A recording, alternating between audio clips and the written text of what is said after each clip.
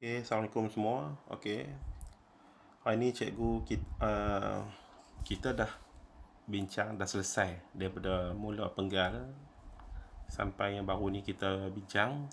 Kita dah selesai daripada bab 1 sampai bab 4. So, jadi hari ni cikgu akan buat video pengajaran cikgu yang seterusnya lah untuk bab 5. Jadi bab 5 ni adalah bab yang terakhir dalam sukatan kita. Jadi cikgu akan bincang perkara yang lebih kepada teknikal dan konsep, yang mana yang perbincangan tu dalam berbentuk kualitatif. Yang tu saya minta awak baca sendiri yang tu. Cuba fahamkan, sebab yang tu tak melibatkan keluk, tak melibatkan pengiraan. Okay, jadi dalam bab 5 ni cikgu akan highlight terus lah apakah intipati utama dalam bab 5 ni. Okay, bab 5 ni tajuk dia perdagangan dan kewangan antarabangsa. Okay, jadi kalau kita lihat di sini, awak buka buku rujukan awak, yang pertama dia akan cerita tentang perdagangan antarabangsa lah. Awak fahamlah perdagangan antarabangsa ni dia mewujudkan hubungan dua hala di antara sesebuah negara dengan negara yang lain, dan dia akan mewujudkan ekspor dan import. Jadi kesan daripada ada urus niaga ekspor dan import tu, maka wujudlah perkara yang kita perlu bincang secara lebih detail dalam perdagangan antarabangsa. Ya. Okey, ini definisi dia. Kemudian di sini dia nyatakan sebab-sebab wujudnya perdagangan antarabangsa. Ni antara dia. Sebagai contohnya, cikgu highlight secara sepintas lalu lah. Sebagai contohnya, kita kata perbezaan anugerah faktor. Anugerah faktor ni kita tahu lah.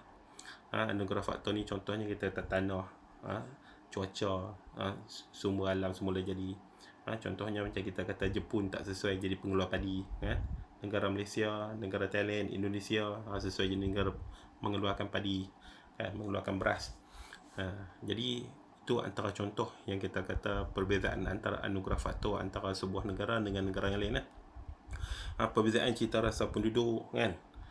Kalau kita tengok macam zaman sekarang ni kan, cita rasa penduduk, kalau kita nak banding cita rasa penduduk orang Dubai, United Arab Emirates, dengan orang Malaysia, mestilah ada beza sebab orang Dubai ni orang kaya-kaya, jadi cita rasa mereka lebih kepada barang-barang mewah kan. Contoh. Jadi benda-benda jadi awak boleh baca, okey, awak boleh baca sebab-sebab dia. Dan soalan-soalan ni kadang-kadang dia wujud dalam bahagian esei ataupun aneka pilihan. So awak baca lah yang ni. Kemudian faedah-faedah yang diperolehi daripada perdagangan antarabangsa. Ni faedah dia. Contohnya macam nombor 1 dia tulis apa? Memperolehi barang yang tidak dihasilkan dalam negara. Tu betul lah, tu jelas lah. Itu jelas. Contohnya macam kita kata negara Jepun, mana nak ada getah, Malaysia yang jadi pengeluar getah. Ataupun kita kata minyak kelapa sawit, Malaysia boleh keluar minyak kelapa sawit, Jepun tak boleh. Tak sesuai dengan tanah dia, tak sesuai dengan cuaca dia, tak sesuai. Itu. Tetapi Jepun dia mengeluarkan barang-barang dalam bidang industri, teknologi mereka tu maju ke depan. Jadi kita orang Malaysia pula dapat menikmati barang-barang yang berteknologi tinggi daripada mereka. Contoh TV, apalah player ke kereta ke apa kan. Jadi sebab tu ni antara faedah yang kita kata dapat daripada perdagangan antarabangsa. Dan menghasilkan lebih banyak barang ni, maksudnya di sini kalau negara kita ni, contoh negara kita ni, sebab dulu kita pernah bincang sejarah ekonomi yang cikgu pernah cerita kat awak, sejarah ekonomi daripada negara Malaysia, daripada merdeka, selepas merdeka apa semua, apa sumber ekonomi kita banyak bergantung kepada sektor utama, itu sektor pertanian, sektor pertanian dan pelumbungan kuari. Tu antara sektor utama yang menyumbang kepada ekonomi pendapatan negara kita lah. Tapi bila kita buat sesuatu barang tu, kita mahir tu, maka dia akan wujud pengkhususan. Maka bila wujud pengkhususan dalam sesebuah negara tu, dia akan dia dapat mengeluarkan barang yang lebih banyak daripada yang sebelum tu. Okey, jadi awak bacalah lagi, awak rujuk buku-buku yang lain sama. Okey, baca ni faedah-faedah dia. Okey, Sampai ni banyak faedah-faedah dia ni. Pemindahan buruh antara negara ni jelas memang berlaku pemindahan buruh antara negara kan. Pemindahan teknologi memang ketara lah. Okey. Meluaskan pasaran, betul. Kalau kita buat satu-satu produk, kita nak penetrate, how to penetrate foreign market. Macam mana kita nak menembusi pasaran asing. Jadi bila ada perdagangan antarabangsa ni, kita boleh keluarkan barang yang banyak dan kita boleh tembus pasaran kita di luar negara. Contohnya sekarang ni ramai orang berlumba-lumba nak pasarkan barang-barang kita ni, barang-barang ni mana-mana negara pula nak pasarkan di negara China. Sebab apa? Sebab penduduk dia 1.3 bilion. India pun 1.3 bilion. Penduduk lebih 1 bilion. Itu pasaran yang sangat besar. Okey, jadi hari ni cikgu nak fokus kepada yang ni. Hari ni cikgu nak fokus kepada satu teori, iaitu nama dia teori faedah mutlak. Okey, dalam teori ni dan juga faedah berbanding lah, tapi hari ni video ni cikgu nak fokus kepada teori faedah mutlak. Okey, macam biasa, bila kita nak wujudkan satu teori, kita kena wujudkan assumption, andaian-andaian tu. Jadi di sini awak baca assumption dia, andaian-andaian tu. Andaian dalam teori ni, ni kita cerita tentang perdagangan antarabangsa lah. Nanti cikgu bagi contoh, kita kata perdagangan antarabangsa antara Malaysia dengan Thailand, contoh. Okey, dalam teori ni dia kata terdapat dua buah negara yang mengeluarkan dua jenis barang saja. Maksudnya sebuah negara ni dia mengeluarkan dua jenis barang saja, bukan tiga, dua saja. Untuk memudahkan perbincangan, dia punya andaian dia satu negara hanya mengeluarkan dua saja. Contohnya macam Thailand mengeluarkan dua barang, Malaysia pun mengeluarkan dua barang. Tu, okey. Kedua-dua negara menggunakan dua orang buruh yang sama cekap. Maksudnya faktor pengeluaran yang sama cekap. Okey, tingkat teknologi antara negara ni sama. Mobility buruh setiap negara adalah sempurna dari segi pergerakan buruh apa semua.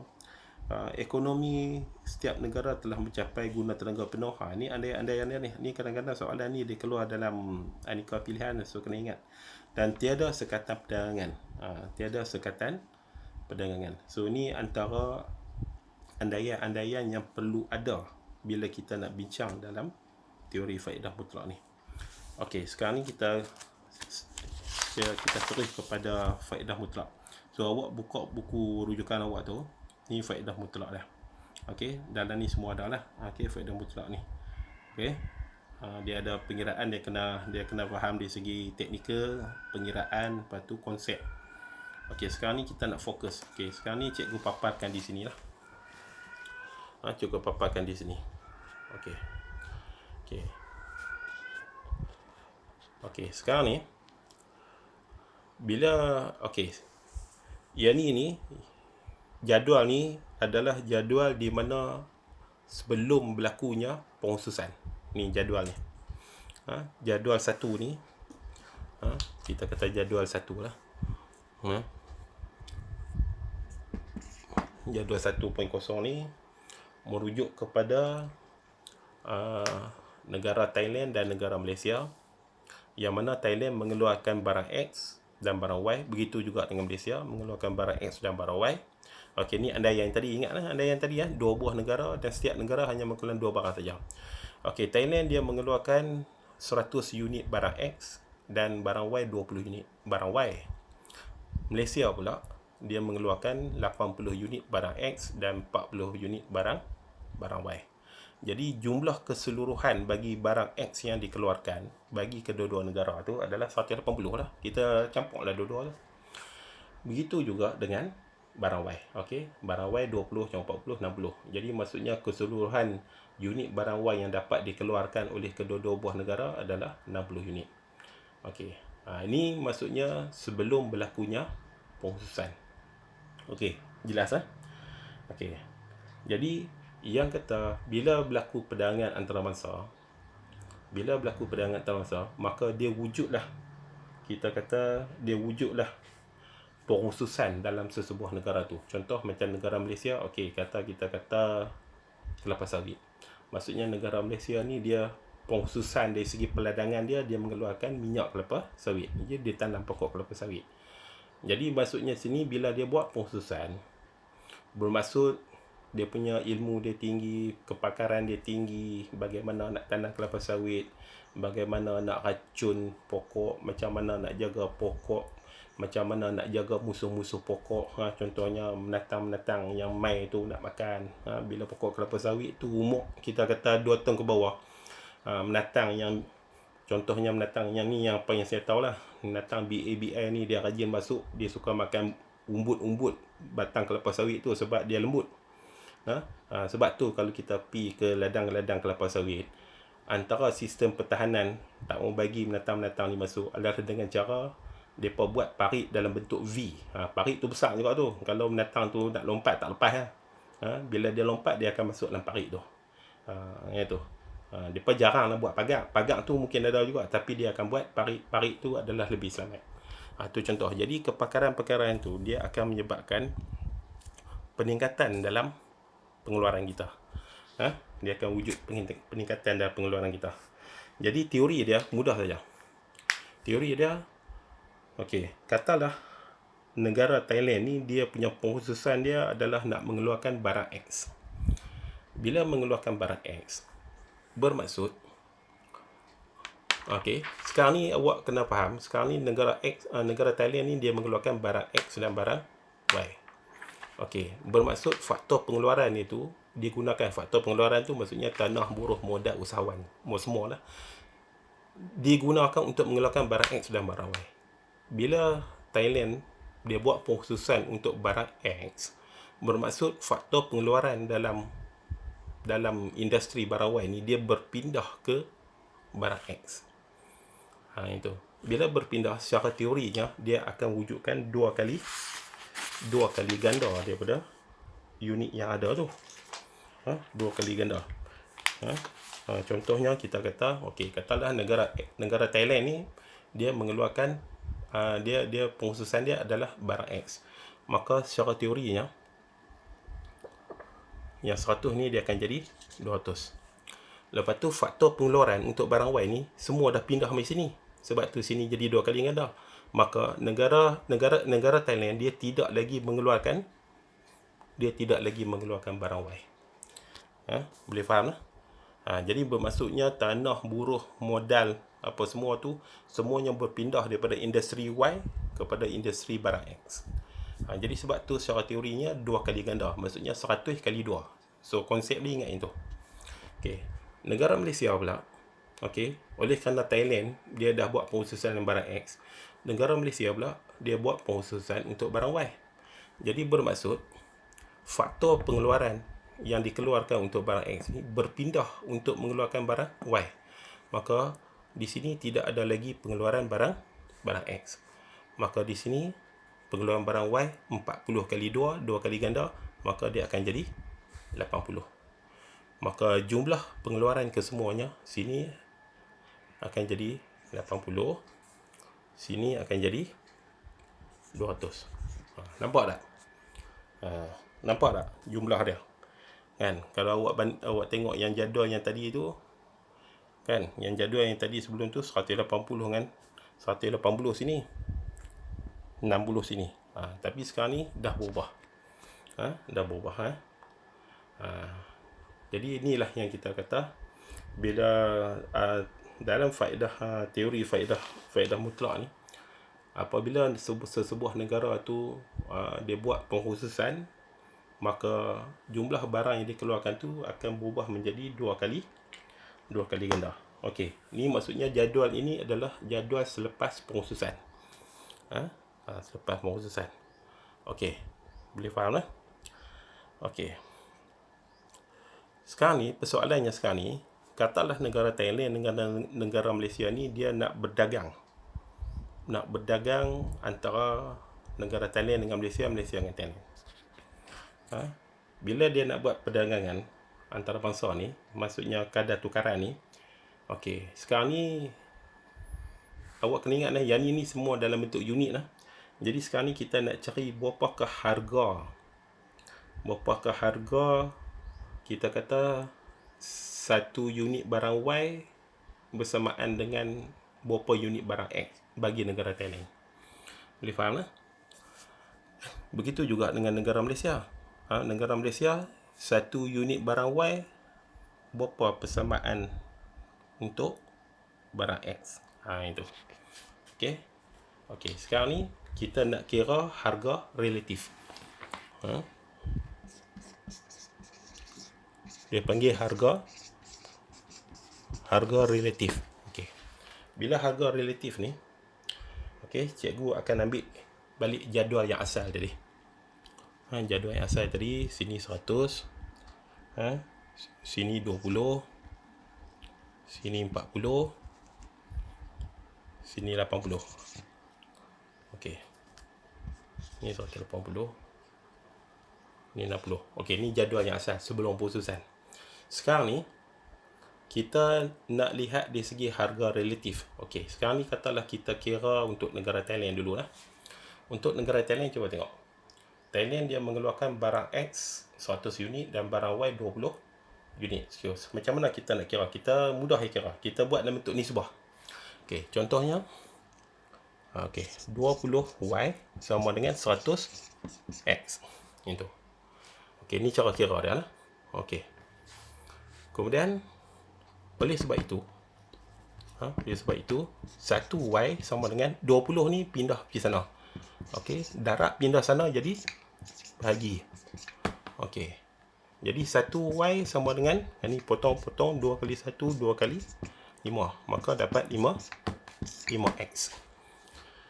Jadi maksudnya untuk negara Thailand, harga relatif satu unit barang Y itu adalah bersamaan dengan 5 unit barang X. Clear lah? So, yang ni kita buat pengiraan secara nisbah lah ni. Kan? Secara nisbah. Okey, boleh faham tak? Okey, sekarang ni kita balik kepada negara Malaysia. Okey, negara Malaysia pula, dia mengeluarkan 80 unit barang X dan 40 unit barang Y. Okey, sekarang ni kita kira. Okey.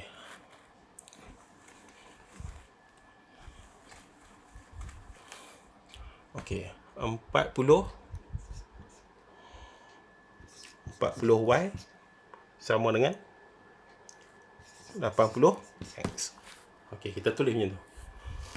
Okey, oleh sebab itu 1Y sama dengan 80 bagi 40X. Jadi 1Y sama dengan potong ni 4 kali 1 4 kali 2. Dapat 2X. Okey. Boleh? Jelas? Jadi maksudnya di sini untuk negara Malaysia, satu unit barang Y bersamaan dengan 2 unit barang X. Contohnya macam ni lah. Contohnya kita kata, nak bagi mudah faham, kata macam mana. Okey, Malaysia ni buat keluar apa? Katalah Malaysia ni buat keluar apa? Okey, Malaysia ni katalah mengeluarkan kereta proton lah. Okey, jadi kita nak faham macam ni lah. Satu unit kereta proton tu sama dengan X. X tu katalah motor lah kita kata. Jadi satu unit kereta sama dengan 2 motor. Tu maksud dia. Dari segi logik tu macam tak logik lah, satu kereta sama dua motor kan. Tapi kita nak bagi mudah faham. Okey. Okey. Yang Thailand tadi ingat tak? Yang Thailand tadi satu unit Y sama dengan 5 unit barang X. Jadi maksudnya apa dia? Okey. Maksudnya kalau untuk Thailand 1Y sama dengan 5X. Kalau untuk Malaysia